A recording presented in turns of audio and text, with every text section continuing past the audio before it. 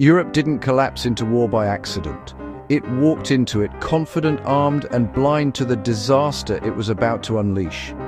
In 1914, the world's most powerful nations believed war would be short, glorious, and decisive.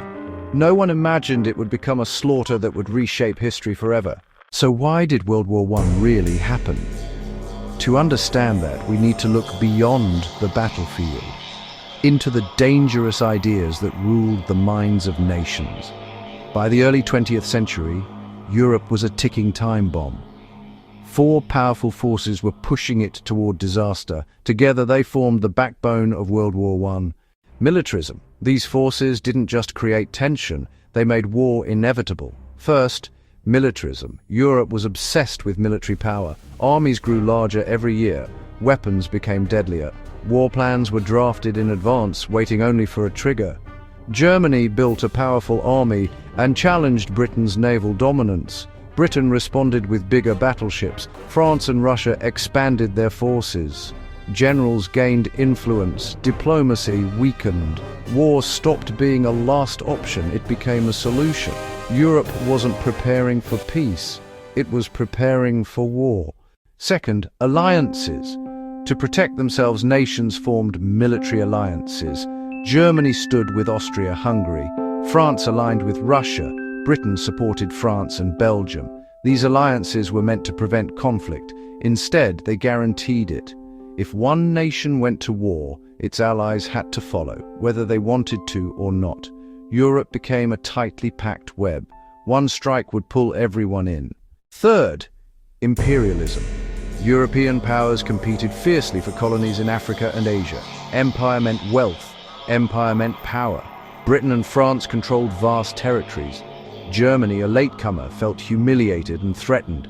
This rivalry created constant tension. Nations no longer trusted each other. Every dispute carried the risk of war. Fourth, nationalism, the most explosive force of all. In Western Europe, nationalism meant pride and superiority.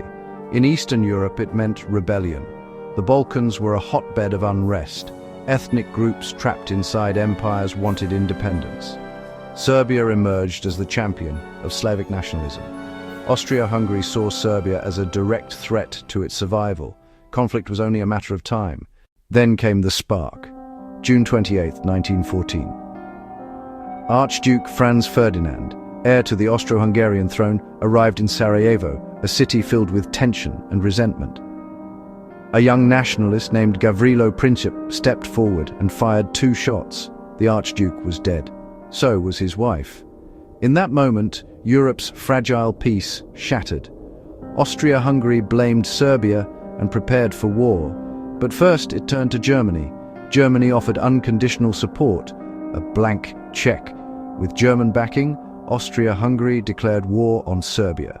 The alliances activated like clockwork. Russia mobilized to defend Serbia. Germany declared war on Russia. Germany declared war on France. German troops invaded Belgium. Britain entered the war. Within days, Europe was engulfed in global conflict. World War I didn't begin because leaders wanted a world war. It began because armies were ready.